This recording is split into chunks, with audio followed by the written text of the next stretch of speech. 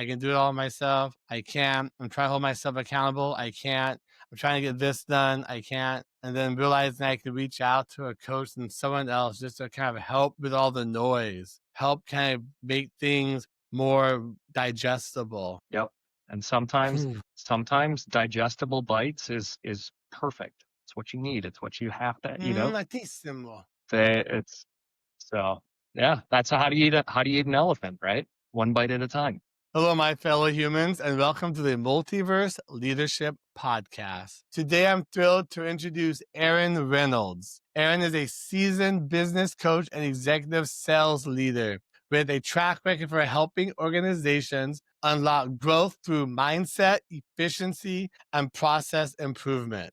Aaron, welcome to your podcast. Excited to have you here today. Hey, Justin, thanks for having me. This is going to be fun. For a long time coming. I hear this is your first podcast. I hope it'll be good to you.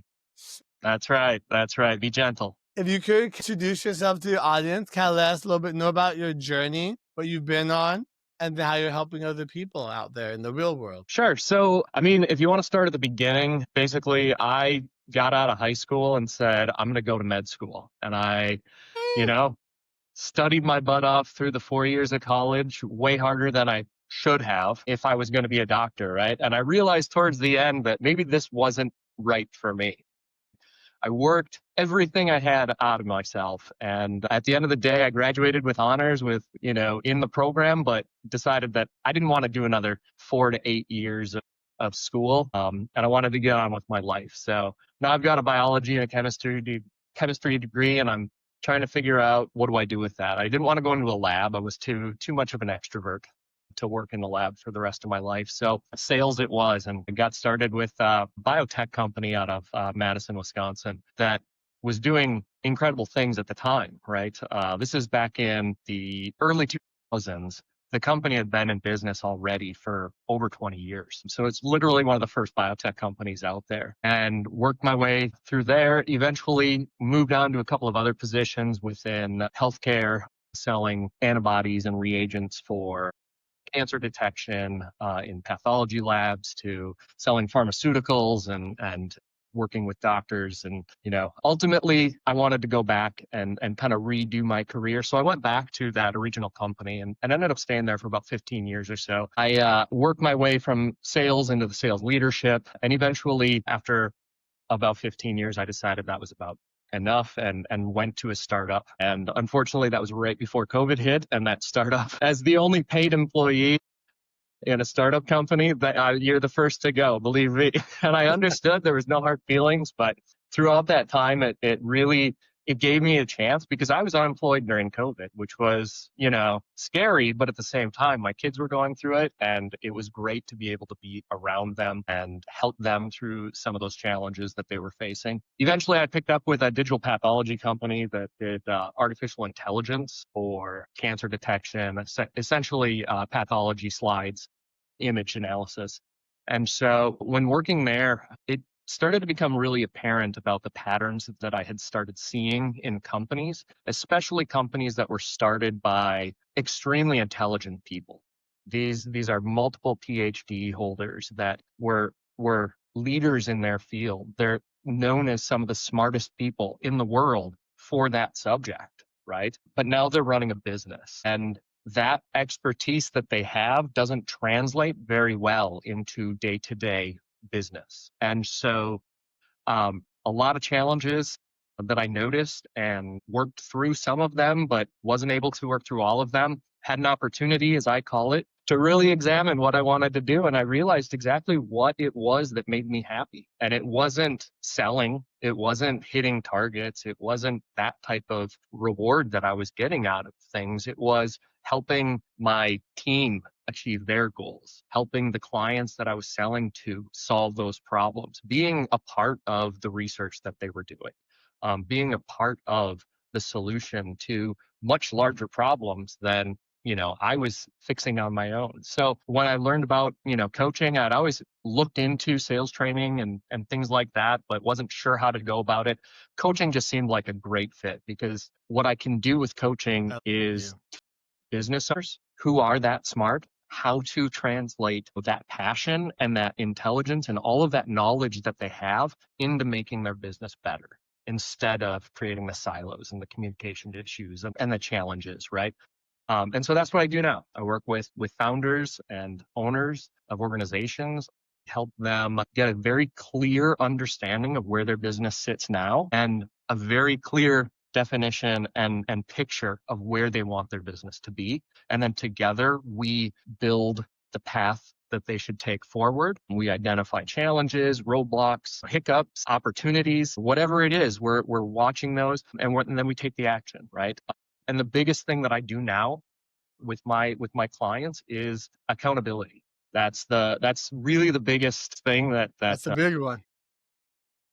entrepreneurs, you know, if you think about it, we've always had somebody over top of us telling us what we need to be doing and why we need to be doing it, right? Sometimes we didn't want to do that, but there was somebody saying, no, you're doing this, right? As business owners, it's for a lot of us, it's the first time on our own without having somebody with that level of accountability over top of us telling us this has to get done, right? And so that's what I do, right? I help them understand what's important. I don't tell them what's important. They tell me what's important and we build on that. But we figure out what's important and then we figure out how to get there and then we get there because it's important. Thank you so much for sharing that. That was a lot to unpack there. I have so many There questions. is, sorry. But also, you went to medical school, and No, I didn't go to medical school. I went to I was pre-med and chose, and I was like, I started studying for the MCAT and I was like, okay, it shouldn't be this hard for me, you know? Yeah, that's a lot. And that's what I learned. My level of like information retention is decent, but it wasn't the amount of effort that I had to take to do that. I just knew that it wasn't going to be for me. It wasn't because it was hard. It wasn't the challenge. It was just the constant, like, always feeling behind, always feeling that you're not quite getting it.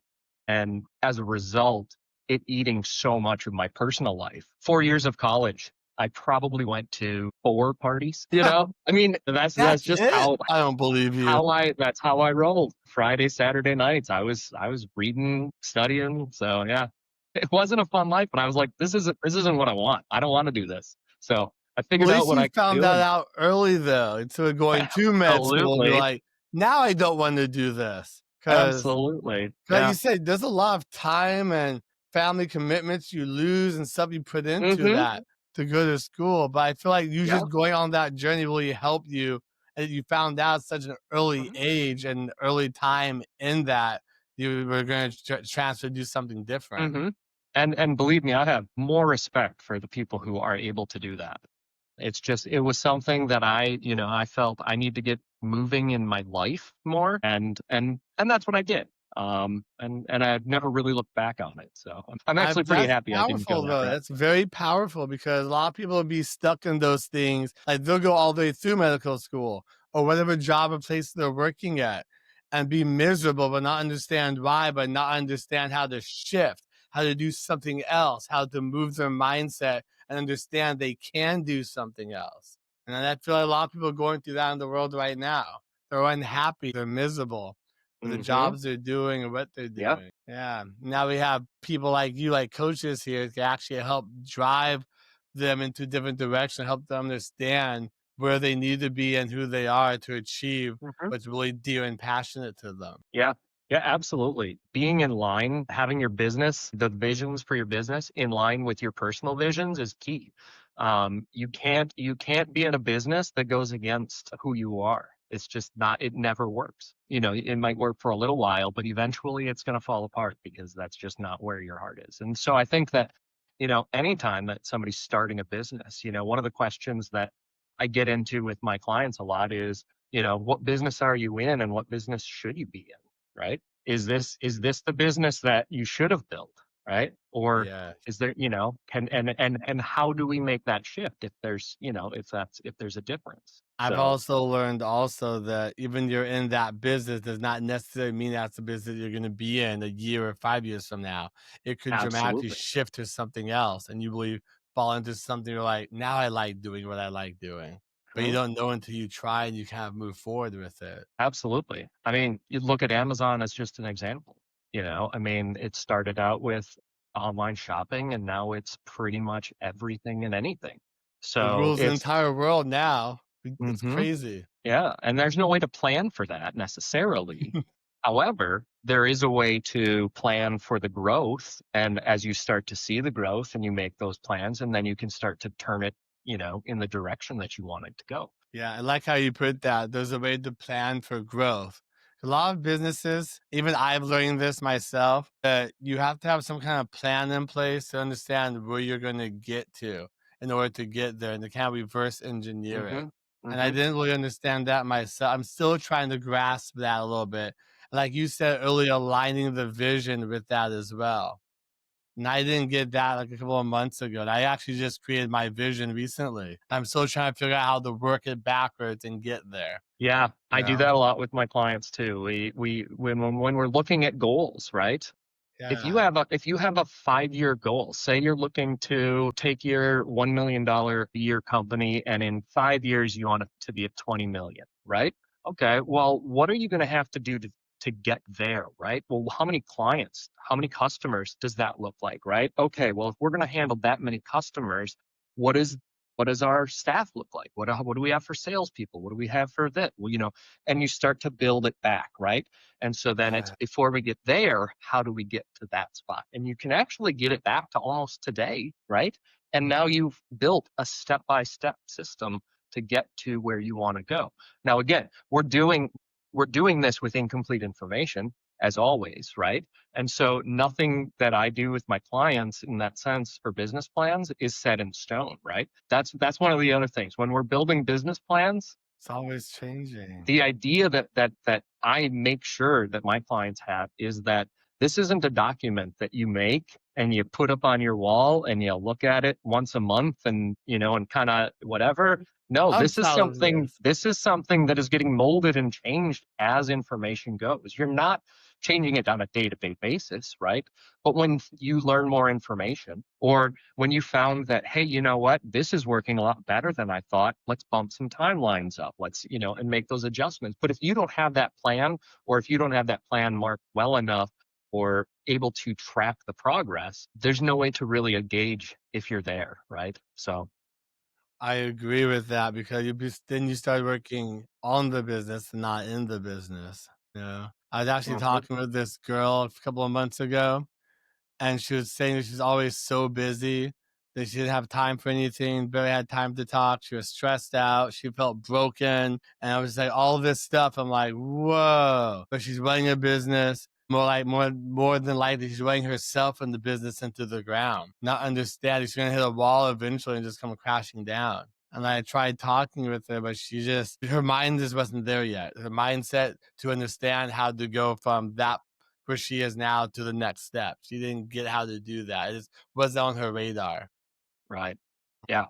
And it's a challenge, as entrepreneurs, we're always thinking, well, if I just do this, right? Well, then if I just do this much more, or if I do this more, or if I do that more. And so what we really have to do is focus on, everything that we're doing. We have to look at each and everything and break down each aspect of it and say, is this something that is creating value to the company when I do this? Is this something that has to get done? Is this something that if it gets done, it's going to help, right? So we kind of call it, I call it my areas of awesome. And so what we do is we get rid of all of the things that you're bad at and that you hate doing and that, they're just awkward, right? And then we categorize them slowly up until we've got your areas of awesome, right? Those are the things that only you can do the best in the company. Those are the things that, you're the idea guy, you're the leader. These are things that you need to be spending your time on, right? And we can't always afford necessarily, especially as we're in the early days, to hire staff for everything else, No. right? So there is that catch 22, right? I don't have the money to pay for somebody to do this, but I don't have the time to make the money to pay for somebody else to do this, to take it off and so you're running around in circles a lot. And Yes. and what it boils down to a lot of times is, in order to make that change, though, in order to save it, you have to stop doing some things in order so that you can do other things. And that's all it boils down to. And when I took a look at my business after the first, 4 or 5 months, there was a lot of stuff that I needed to stop doing. So, but it sometimes takes us too long to realize that. And that's where we get into trouble. I feel that because, like, you're just starting a business. I mean, you just start. There's everything you have to do by yourself for a while. And you kind of get so used to spending your energy on everything, but then you start getting nothing done. Mm-hmm. And it's like, I like how you said earlier, it reminded me of Dan Martell, where he talks about spend time on things that give you energy, give away the things that drain your energy. Mm-hmm. Mm-hmm. And that really makes making more sense. But at the same time, that I'm still kind of right there where I'm like, but what do I give away? But I'm starting to understand that I need to give something away and spend money on it so I can start making money. But it almost seems counterintuitive to what I've been told or I'm trying to do.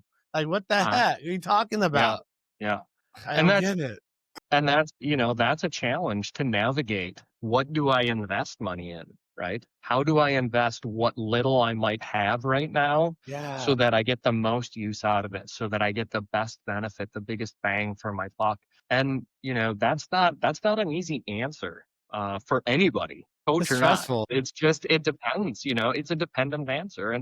And sometimes we have to take all of the information that we have, even if it's incomplete, and we have to just make our best guess at what it is that is going to work sometimes. Now, we don't do it blindly, right? We make sure that we've put in our due diligence to say, if I do this, I think this has the best chance of succeeding, right?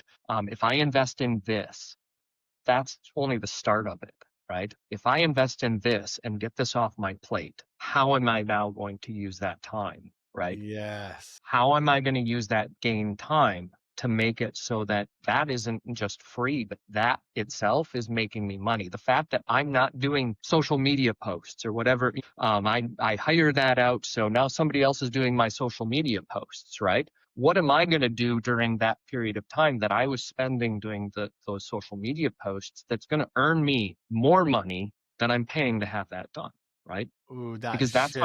that's how you start turning that time that's zero value into value. I love that right there, that mindset shift. I never really had that put into words until you just mentioned that.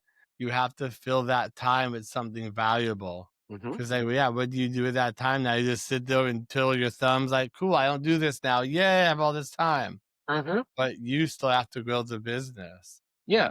And by value, though, it's not always necessarily something that, like, I pointed to money making activities, but sometimes that value might be, hey, you know what? Because I'm not doing this, I get to get home before 6 o'clock and I get to have dinner with my family, right? Those kind of things. And those are even more valuable. So again, it's about when you get rid of something that's not valuable, right? We can't just fill it with a void because that's going to get filled with less valuable stuff again, right? If, like you said, I don't have to do that now. So you know what I'm going to do? I think I'm going to just sit down and play some video games for a while. It might be fun for a while, but it's really not the best use of your time, right? Especially when you're, during when we're all working. But I guess it's a matter of replacing with the better, right? Making sure that you have more time to spend I on. think this also comes into play where we were talking earlier. I have to be able to write down the goals and the vision, and then also take some kind of business plan or make a list of everything that I'm doing in the business, and just kind of figure out what I can work on that list and give away from that list. But I should actually create a list of this or create something I can see. What are your thoughts on that? Like, Visual lists are always. I'm a huge proponent of writing your goals down every day, 10 goals a day. Sometimes they're the same goals, sometimes they're just top of mind things that I just need to get done, right? But I'm a big proponent of writing goals down on a regular basis. Because when you write them down, same thing with the writing a list of things, right? When you write them down, they stay a little bit more front of mind. You're thinking about them a little bit more. You're much more inclined to make decisions that are in line with those goals when you're thinking about the goals all the time. So if you get into the habit of constantly writing down your goals, right? and thinking about how you're going to achieve these goals and building that pathway every single time you come to a decision, right? Hey, I just got a half an hour freed up. Well, should I play cards or should I do what, this new thing that's on my list that I got to get towards my goal, right? That's Yeah. so it makes those decisions a lot easier, right? And so writing things down on a regular basis is absolutely something that I push. And I actually started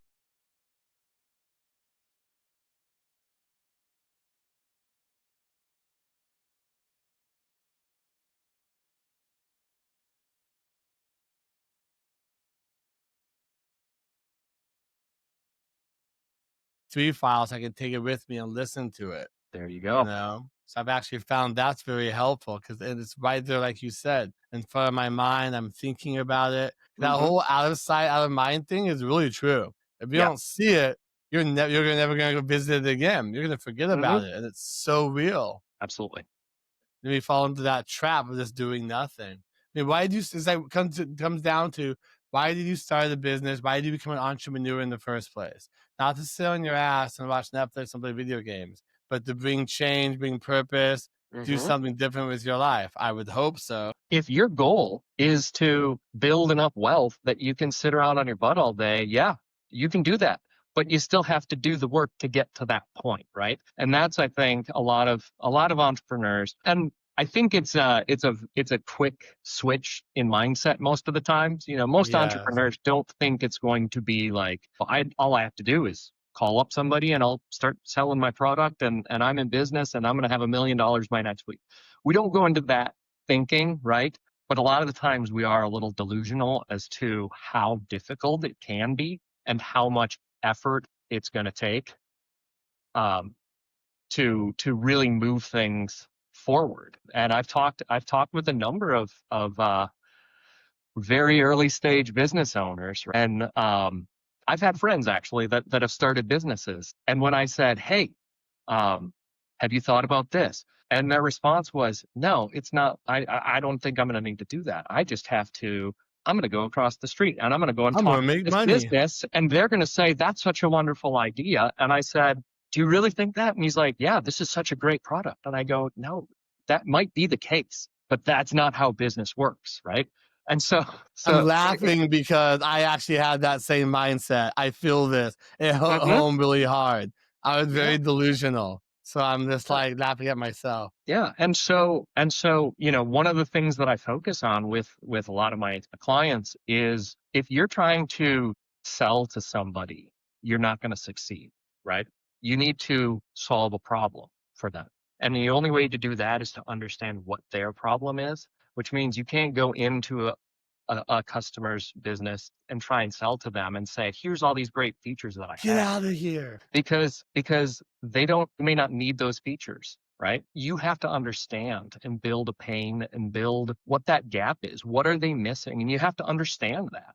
And that's the biggest thing that I think salespeople, and to be honest with you, I think that a lot of owners of companies don't understand that process. Yeah, I know on the entrepreneurial journey, there is a lot of skill building and learning and growth. Like you're talking about earlier, that when we work for a job, we have the bosses, the leaders holding us accountable to do these things, to understand it. But when you start your own business and you're the solo practitioner or operator, no one's holding you accountable to do this. And you just think you're going to go into it, make a bunch of money. But you go into it, you don't know shit when you go into it. There's so much I've had to learn that I'm still learning, you know? And it's overwhelming sometimes how much you have to learn. But at the same time, it's rewarding as hell to know that I'm growing as a person. Eventually, one day I'm going to be that man's like, I'm going to help someone else do the same thing. Absolutely. It's the learning side of things. We mentioned it before, right? You always got to be learning in order to, and that's the business cycle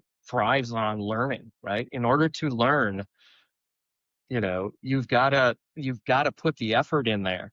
And the time to do that isn't when the company's on that downward projection. It's when it's growing, right? That's the time to learn. That's the time to invest in, what you can do to keep it going and to make it better and to always always strive to know more. Every business needs to stay in both the learning phase and the growing phase in order to stay out of the decline phase. But I was going to mention the personal growth, that you Yes. mentioned, right? All of this personal growth, switching this career, and I'm not the same person that I was 2 years ago.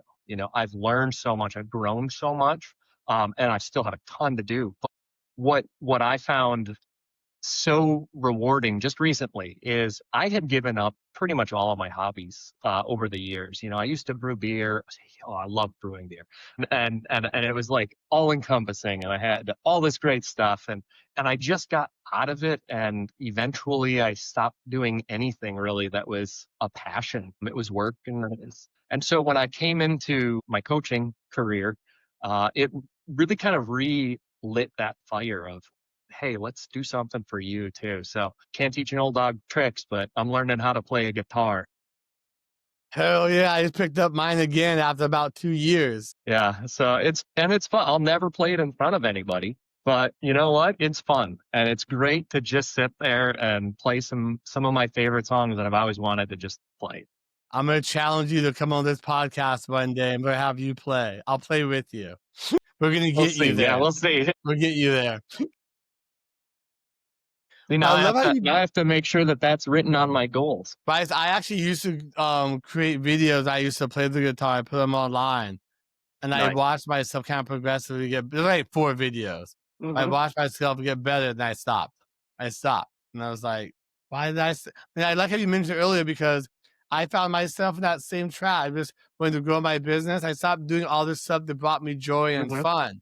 And Yeah. that sucked the life out of building the business. And I realized that those go together. You can't stop doing what brings you joy, what brings you energy. You have to do those at the same time and balance those out together. Yeah. And I fell in that trap, and it was really bad. I had to go back to it, and I found out this is more fun to do that way. It's a better journey, more It is. enjoyable. Yeah. Yeah. I think, that's what it all boils down to, right? We as entrepreneurs started our businesses to have a better life, Yeah. right? Ultimately, and so if there's things that I can do, if there's things that I can help teach business owners, to help them to be able to do more and to be more and to have more, that is so rewarding. It's so great to just be part of that, watching the change and these transformations take place within businesses. And I'm very honored to have come down this path of becoming a coach, and I look forward to doing it long in the future. Hell yeah. I know you're going to do great. Just from talking to you today, I feel it's really going to help people out there. Also helping people to understand that they need to reach out to a coach. They should have a coach. They should have several coaches. There's different things in what they're trying to do. Not Absolutely. one coach. It's not one coach fits all, which I'm starting to learn Absolutely. myself. Yeah. Yeah. And that's a big thing too. I've talked to a lot of people who are like, oh, I had a coach, I didn't really care for it. And Yeah. it's not necessarily coaching all the time. It's sometimes it's the coach, and not that that's a bad coach. It's just that's a different style, or that's maybe a personality or whatever.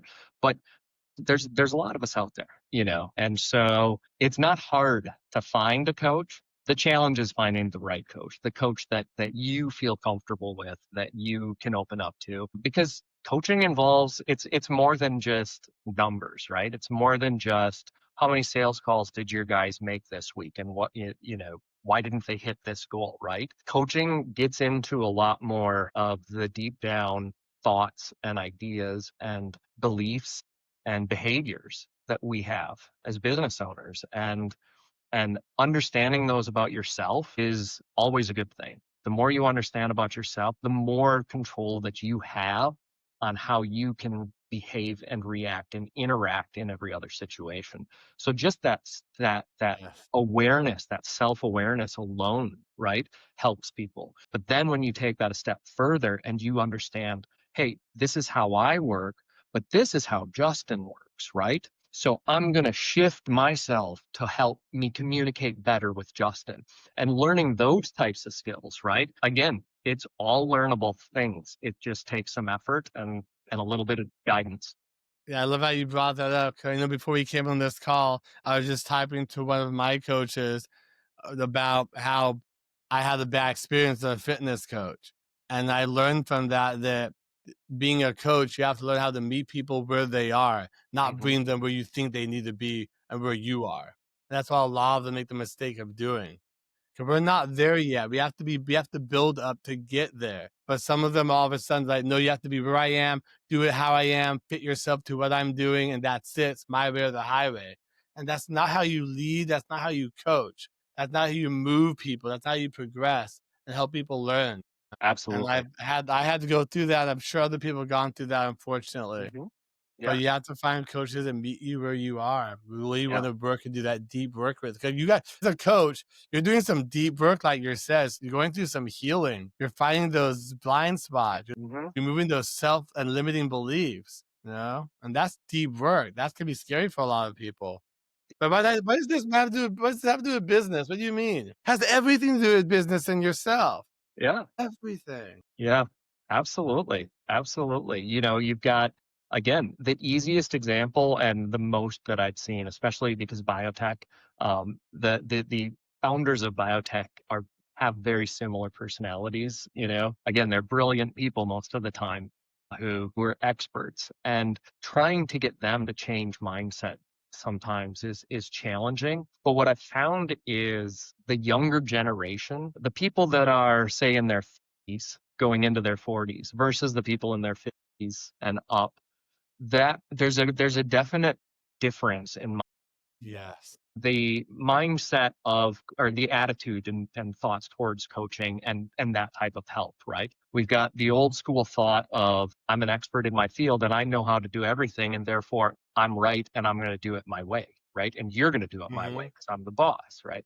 Versus, you've got a lot of this new generation of business owners that are coming up that are so much more aware of the shared experience of their employees, and that that it's a different environment that I see, and they're much more open to understanding that, hey, yeah, no, I don't know how to do everything, but I want to know how.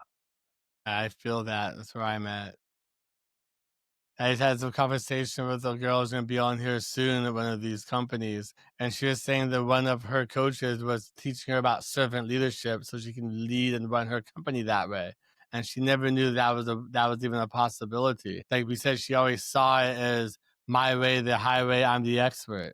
And to have someone that understands how you're supposed to be serving others, that was just really profound. It said it changed her life and the way she treats her people. They want to show up, they want to come to Hmm. work, they want to be there. They want to follow the vision. They want to follow. They have that mindset.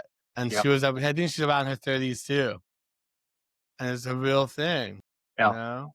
It's great when you have that person already, that comes to you, right? It's challenging but extremely rewarding when you get the person who's fighting you the whole way and then all of a sudden goes, right, Aha. and it clicks. Just, that aha moment is so fantastic as a coach to see that. Okay, I now understand what we're doing, why this is important, why this matters, right? Yes.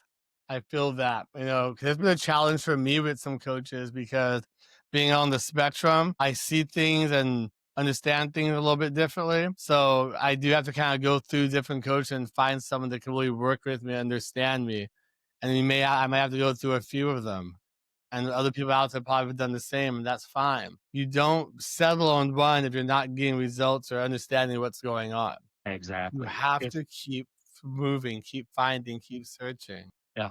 How many people that, I mean, a lot of people who have coaches, a lot of coaches, but so many people get a coach and it becomes more work to have a coach, because it's like, I've got this meeting with them now, and I didn't do that assignment last time, and and now I don't really want to do this, and you start to get into these habits where now all of a sudden they're resenting their coach, right? Because now it's just this extra. I'm paying you money, but so as a coach, you also have to kind of catch people when they're starting to get a little bogged down, right? When they're starting to say, oh, another assignment. Okay. Or they're not finishing it, or, I don't have like a lot of assignments, but I do have a couple that Well, the that we people go through. also have to do the work Yeah, also. but they have to do the work, right? But it becomes, if it starts to become a hindrance, right? And now all of a sudden they're not growing in their company, and they're not growing in their coaching, and they're not, because it's not working anymore. And so as a coach, you also got to be very aware and understanding and say, hey, let's stop. Let's just reassess some things, right? Where are you at? Where are we at? You know, what's going well, what's not, and kind of do that back and forth a little bit. But yeah, you should offer your coach feedback as often as possible. Hey, I really like when we do this, right? Or this stuff, I don't see how it's really going to help me, so I don't want to focus on that. I tell that to my coach all the time. So That is actually a very powerful statement, because what you just said right there is what leaders should be doing also in their companies and as people in their families and everything hmm also. hmm Having that conversation, having that feedback loop. It's yep, not just something for coaching, but it's for absolutely. life. hmm It's yeah. very powerful. Yeah. And it's a hard thing to do sometimes, right? Especially if it is somebody in your family or a loved one, or even at work, if it's your boss, right? If how do you ask your boss to stop, I don't know, referring to Stop you as a nagging me. I'm nickname, doing the job. as a nickname, right? That I don't know what it is, but those are hard conversations to have sometimes. And having the self-confidence and the ability to understand yourself and how you communicate will also helps you navigate those conversations with the other people too. So yeah, it all comes down to communication. That's the biggest. Everything that we talk about almost always is through communication. It's So you're saying that a lot of people have communication issues? yeah, What? Oh, you yeah, know, that is true, actually. It really is true, unfortunately. communication would be really easy if it wasn't for other people, right? Oh, yeah, but that actually turns around to, what is it I'm not communicating properly? How am I not? That's how I look at Uh-huh. it. Yeah. Now, I Oh, that's actually always how learned we look at it, right? yeah, Everybody always looks at it. Well, why don't you understand what I'm saying? I'm telling you directly. This is exactly what you need to do, right? And they're yeah, hearing, I've got to, hold the world on my shoulders. That's what they're hearing. That's not what you're saying, but that's maybe what they're hearing. And so you've got to make that communication better, right? Hey, there's a lot to do, but we're going to break it down, and here's how we're going to do it, right?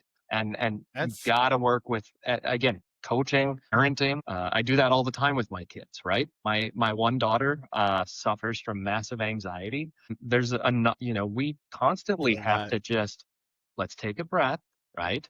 And let's calm down and think about this. What exactly is the problem, right? How are we going to solve this? So it's just sometimes having the wherewithal to allow them to take a breath and to just step back and reassess and feel safe for a minute before they get I it done. feel that. I'm still on that journey myself, unfortunately. I used to think that I could communicate really well to people, like you said earlier. Like, what the hell? You don't know what I'm saying? Why don't you understand? But I find that I'm not communicating or telling them things or explaining it in the way that they understand. I'm not meeting them where they are. I still find myself in that, whether I'm on an IT call or I'm answering an email. I forget sometimes, like, to take a breath and step back and just listen and be quiet. What are they trying to tell me? And then how can I tell them in the way that they're going to understand? hmm I find myself there all the time. I frustrate myself, but at the same time, I frustrate myself because I'm trying to get better at doing it in a more humanistic way. hmm But And the I'm a fact that human being. you're aware of that, right, um, is puts you leaps and bounds above a lot of people out there, because there are so many people out there that just it's hard for them to realize that sometimes the problem is us. Sometimes it is me, right? Maybe that was the wrong way to say that, right? And instead of doubling down and creating more chaos, sometimes the right thing is, hey, I didn't explain that well, and I'm sorry. It caused confusion. Here's what I meant, right? Clear it. And then have that conversation back, right?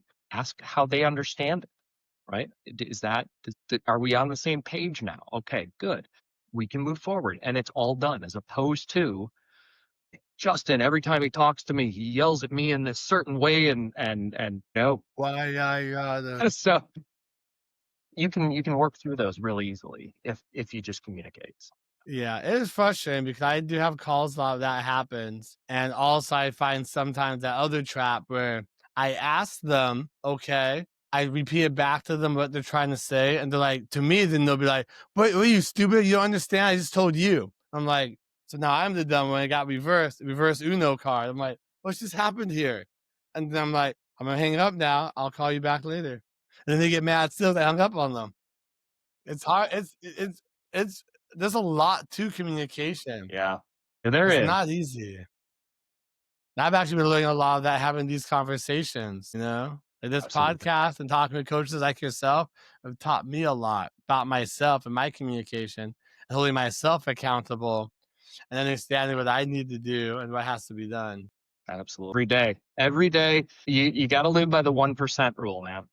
Every day, you just do a little bit better, just 1% better, Yeah. and you get results that are greatly intensified from it. So, I love that 1% rule because maybe up till about a week or two ago, I was living in that, oh, I got to do so much. I got to get all this done, all this. And if I don't get this done, I do nothing. And I wasted that whole day. But it's like, I love that. It's that I've learned that let's do one thing here, one thing there. And then that way at least I did something that day.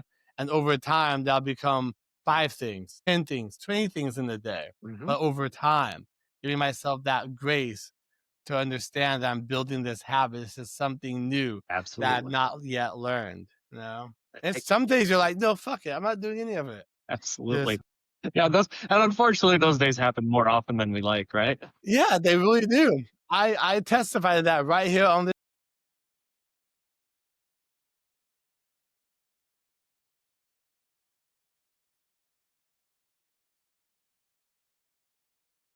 Realize, yes, you. Why not you? Let's get up and let's go do something. Let's just fix it, right?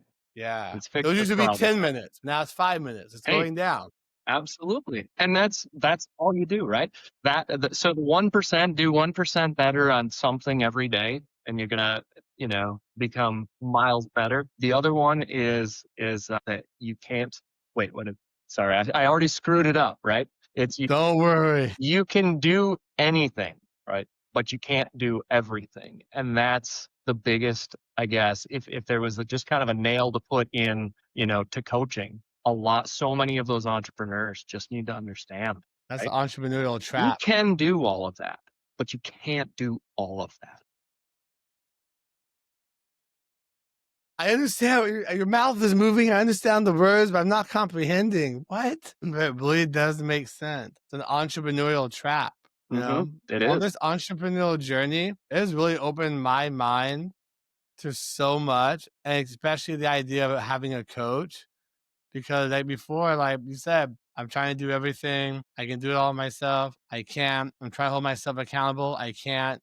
I'm trying to get this done. I can't. And then realizing I could reach out to a coach and someone else just to kind of help with all the noise, help kind of make things more digestible. Yep.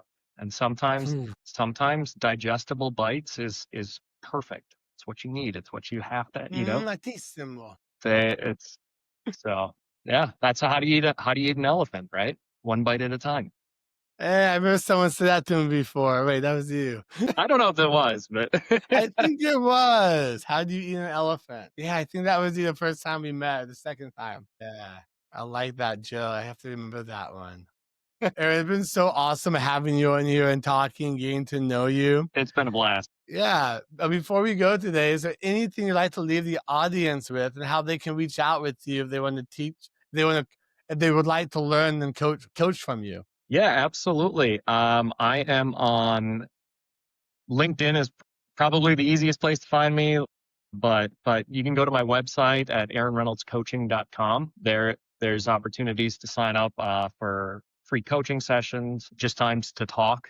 If you just have some questions about what coaching is, reach out. Happy to talk, and look forward to talking to you some more down the road too, Justin. Awesome. Well, thank you so much. I'll put that down in the show notes. And before we go, the question that I always ask everyone on top of mind, What does it mean to you to be a human being? That is this day and age, it's an interesting question, and I think that, to me, my humanity is ultimately just wanting the best for as many people as possible, right? Wanting to do as much good and as little harm as possible. That's pretty much the goal in life, I think. And if you can do that, right? If you can create as much good with as little harm, man, you done good. So. Very beautifully and well said. I always say I love how people answer that question because it's one of those questions that we need to be asking more of. We need to be thinking on top of Yeah, mind what it is to be human. Because absolutely. all these things we're doing with our families, our businesses, it comes down to that we're human beings at the day, and we need to give ourselves grace for being human beings. Rome wasn't built in a day, but it can definitely be destroyed in a couple of seconds. Absolutely. Well, thank you again, Aaron, for coming on. Absolutely. It's been a real pleasure. And maybe we'll have to have you back on for your second podcast. I'm holding you to that guitar playing. All right. Well, we'll do a jam session before the next podcast. Just Woo! Yeah. Hell yeah. I'm down for it, brother. awesome. Well, thank you, Aaron. Have a good rest of your day. Absolutely. Thank you, Justin. It was great. You too. Bye.